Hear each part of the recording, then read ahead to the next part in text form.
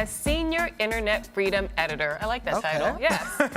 Our next guest is at the Daily Dot, and he's on the front lines of the fight for online rights. Here to talk about journalism for the internet age is Kevin Collier. Welcome. Thank you. Hi. Hi. Okay, so let's talk about the Daily Dot. The Daily Dot covers the internet. So why does the internet need a news outlet that covers itself when the internet covers everything? I know that's very meta. It's like, what? Yeah. Well, we are kind of meta. Yeah, okay. So the idea is we spend more and more of our lives, increasingly more, online. And so the idea behind the Daily Dot is it's almost as if the internet is its own place. It's its own location where we spend time. And so it's essentially a hometown newspaper, a local newspaper that covers the way, a local paper will cover little beats around the town. Right. We cover elements of the internet. Really? So what do you cover? So I cover internet politics, so the sort of the serious stuff, the various threats or nations and other forces that can affect the internet, censorship or net neutrality or all this NSA stuff that's been happening recently. But you also cover, fun, frivolous things as well. Oh well. my gosh, yeah. So that's just me. That's just me. The Daily Dot in general. Yeah. So, for instance, rather than covering video games like the latest game that comes out, we cover esports. There's competitive gaming. There's this whole world of people who are professional gamers, Yeah. Or instead of reviewing a TV show that's really popular, like Game of Thrones, we'll cover this, huge Tumblr fandom. These people who are obsessed with it, who like this entire subcultures around Game of Thrones. I got it. So are there any particular things besides those topics that are driving the internet crazy right now? Like, what are the things we need to know about you guys are covering? Oh God, Make us sound cool at our cocktail party tonight. Get ready for this. We've got Talking cocktail points. parties tonight, so we got to sound cool. Okay. Well, there's that.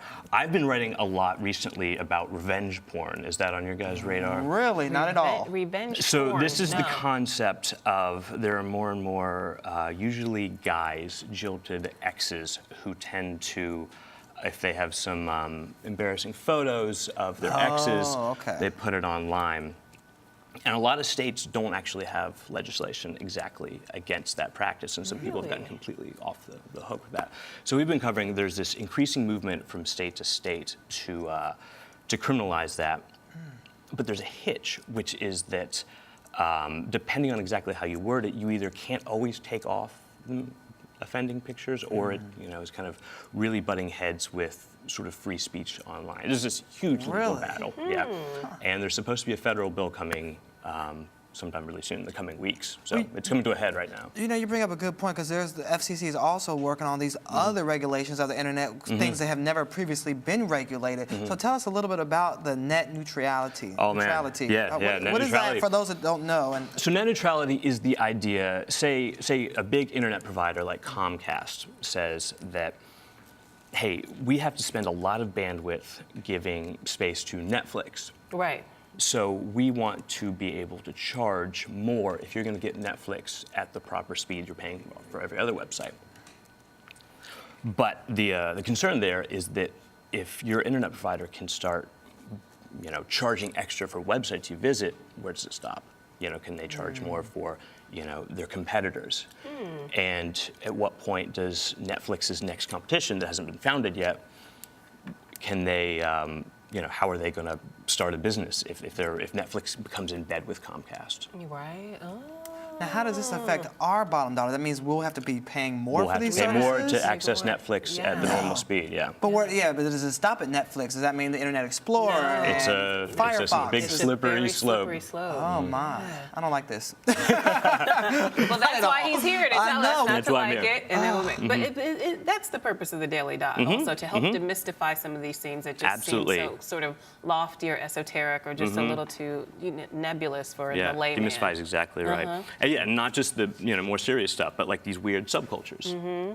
So should we be trying to fight this, or is there a way we can fight it? Oh yeah. There's you can petition the FCC directly. There's websites for this. I want to say it's saveournet.com. Oh gosh, don't We'll Google it. As long as it doesn't cost us to Google it, we'll Google it. Net neutrality, okay. Yeah. Can you tell us how the Daily Dot came to be? Because you're one of the hottest sites out there. Your competitors, the Huffington Post, the Daily Beast, I mean, and you haven't been around for, what, even a year yet? 2 years. 2 years, yeah. okay.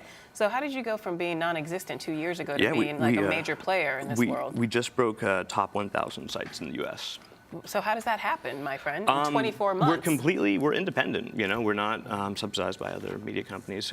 We are run by a small trust, and our CEO, Nick White, sort of founded this. He comes from newspaper royalty. His family owned, or he comes, you know, I want to say his grandparents owned some papers in the Midwest way back when. Okay. He's always had this newspaper man in his blood, and started it. Took a couple years to get going before it actually became a formal launch.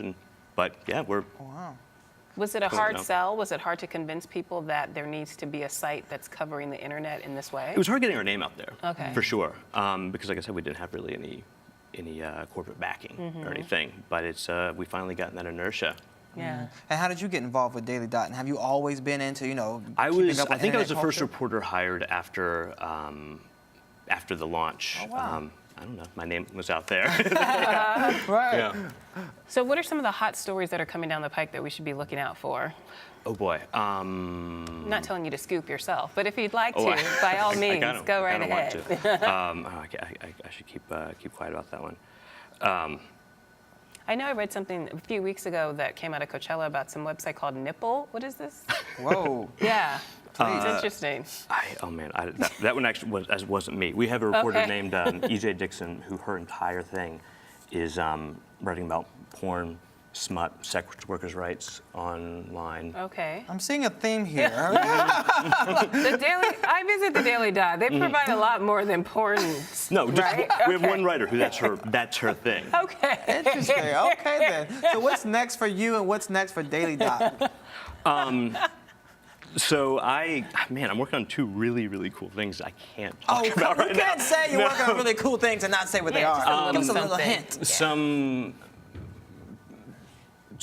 We're working on both a profile of a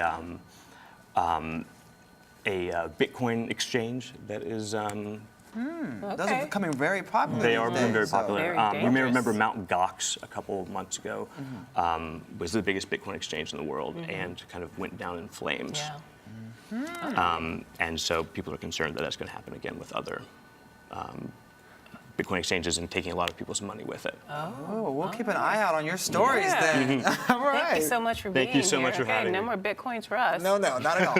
and no revenge porn. None of that. Don't worry, we're not coming from us. All right. All right, thank you so much for joining us. You're watching Arise Entertainment 360.